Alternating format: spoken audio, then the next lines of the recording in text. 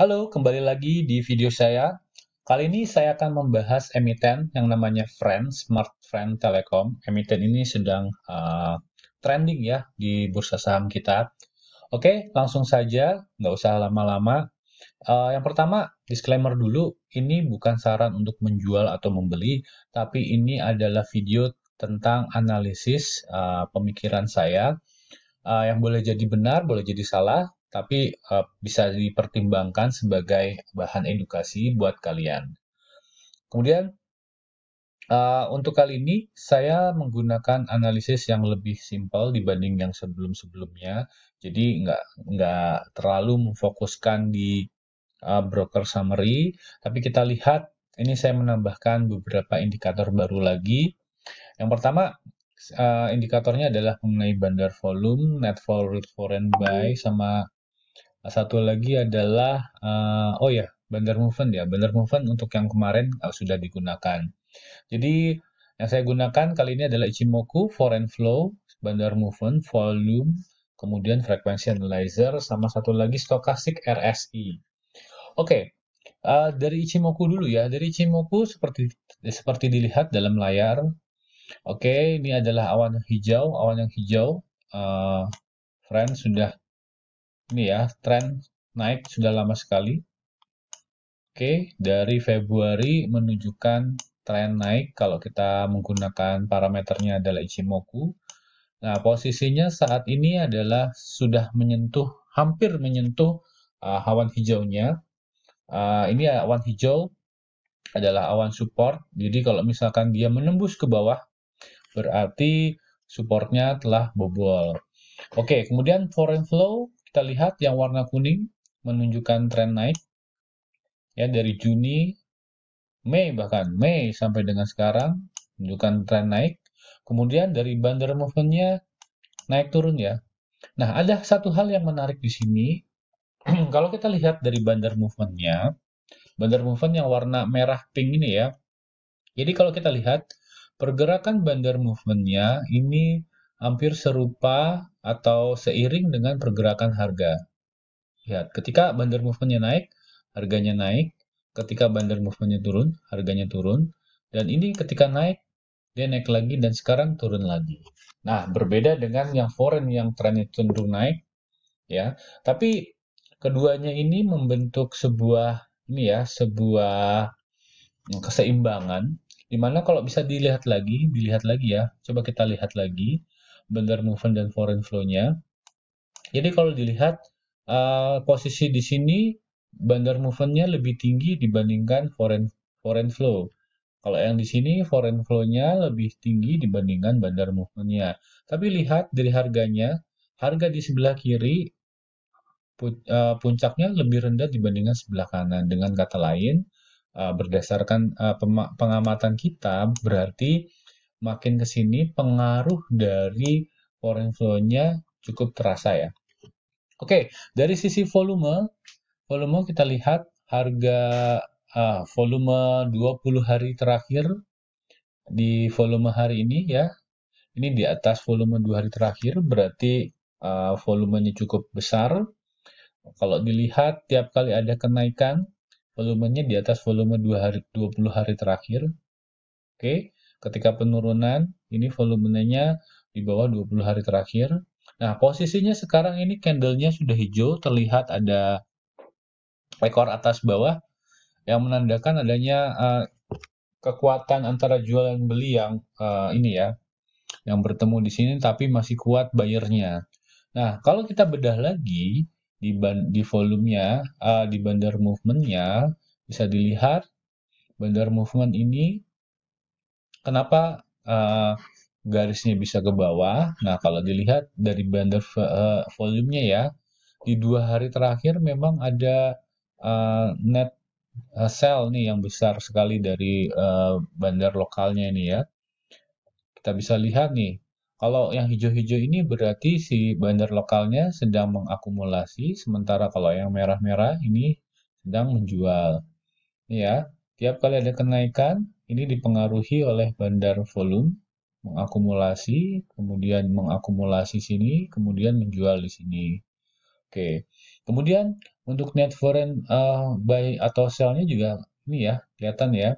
Jadi kenaikan tinggi foreign di sini ternyata dipengaruhi oleh ini, ya kan? Ini.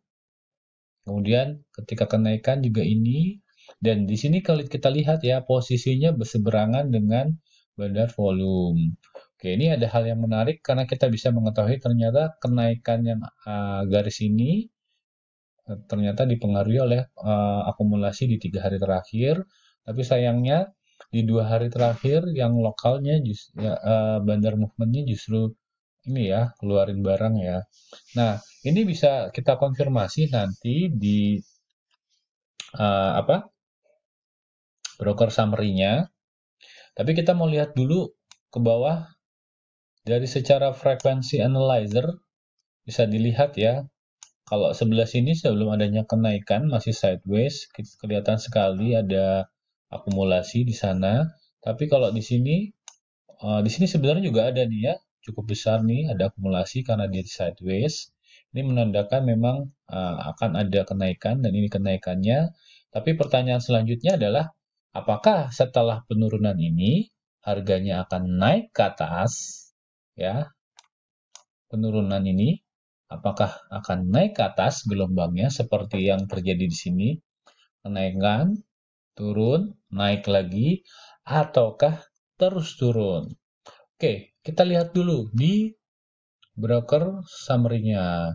Oke, di broker summary sebelah sini ya, saya mengcapture tanggal 7 bulan 7 sampai 19 bulan 8. Ada small accumulation di sini. Kalau dilihat broker yang paling banyak mengakumulasi adalah PD. Oke, ada 221 miliar ya di harga 137 average-nya. Sementara posisi sekarang adalah 123. Kalau misalkan PD ini adalah market maker, maka posisinya market maker ini masih floating loss ya. Tapi kalau PD ini adalah retail, berarti ini adalah korbannya. Korbannya di 137. Oke, kemudian kita lihat lagi BKCSZP. Nah, ini yang broker asingnya ini ya. Di mana broker asing ini kan seiring waktu di friend dia mengakumulasi terus. Kita lihat BK 119 miliar ada di 143. Oh, posisinya tinggi. CS ada di 129 dan ZP ada di 135. Oke. Berdasarkan informasi-informasi tadi dan analisa indikator yang saya gunakan, maka kalau menurut saya ada peluang trend ini akan naik di beberapa waktu ke depan, mengingat yang pertama secara frekuensi foreign flow-nya ada menunjukkan kenaikan. Kemudian posisi tadi dari brokernya juga yang buy sekarang hari ini posisinya masih floating loss. Nggak mungkin kalau misalkan ada yang mau loss ya, pasti semuanya mau profit. Cuman pertanyaannya tadi, PD-nya ini retail atau market maker nih? Kita harus tahu juga. Dan kedua, kita juga harus melihat nanti pergerakan dari bandar movement-nya. Kalau misalkan bandarnya keluar lagi, maka boleh jadi harganya juga ikut turun.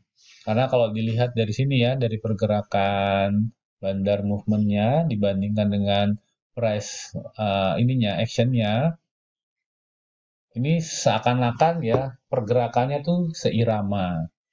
Tapi kalau kita lihat dari foreign-nya, pergerakannya walaupun seirama, tapi dia arahnya ke atas terus, sejalan dengan tren foreign flow-nya. Oke, kemudian yang perlu diperhatikan juga, kalau saya menggunakan indikator stokastik RSI, posisinya ini di bawah ya, bisa jadi nanti akan naik ke atas nih, karena stokastik RSI polanya seperti itu. Turun, nanti naik, turun, nanti naik. Nah, yang jadi concern adalah ketika ini posisinya adalah sideways, nih stokastik RSI-nya belum naik ke atas, belum menunjukkan kenaikan ke atas, boleh jadi nanti harganya justru turun.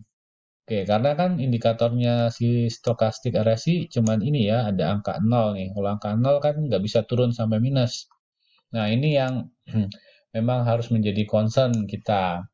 Jadi, posisinya kalau kita lihat dari Ichimoku, kalau misalkan dia bisa mantul di awan kinton warna hijau ini, maka kemungkinan ada peluang akan naik. Peluangnya berapa banyak? Kalau kita ukur mungkin ini ya, kita pakai garis aja nih, garis horizontal line. Kalau saya lihat, yang pertama adalah di sini, kemudian yang kedua adalah di sini. Oke, jadi ada posisi peluang naik sini. Kalau nggak dia nanti mantul lagi ke bawah. Kalau berhasil dia bisa sampai ke sini ke 164. Oke, cuma jangan lupa ada risiko juga. Resikonya sampai mana? Yang pertama, resiko di saham itu adalah perusahaannya bangkrut. Kalau udah bangkrut perusahaannya berarti ada kemungkinan modal kita hilang. Tapi kalau kita lihat lagi menggunakan data di sini, maka resikonya adalah untuk penurunan harga ada di sini, kemudian ada di sini. Nah, nanti disesuaikan lagi dengan trade plan Anda, apakah Anda atau kita berani mengambil resiko seberapa banyak. Saran saya adalah ketika Anda trading, taatilah trading plan yang telah Anda buat dan Anda harus menetapkan batas stop loss. Kalau tidak menetapkan batas stop loss, siap-siap modal Anda akan tergerus lebih dalam lagi atau bisa jadi modal Anda hilang. Terlebih lagi kalau misalkan Anda memakai margin. Oke, demikian analisis saya terkait dengan emiten Friend. Sampai ketemu di video selanjutnya. Jangan lupa subscribe dan tonton terus sampai habis. Terima kasih.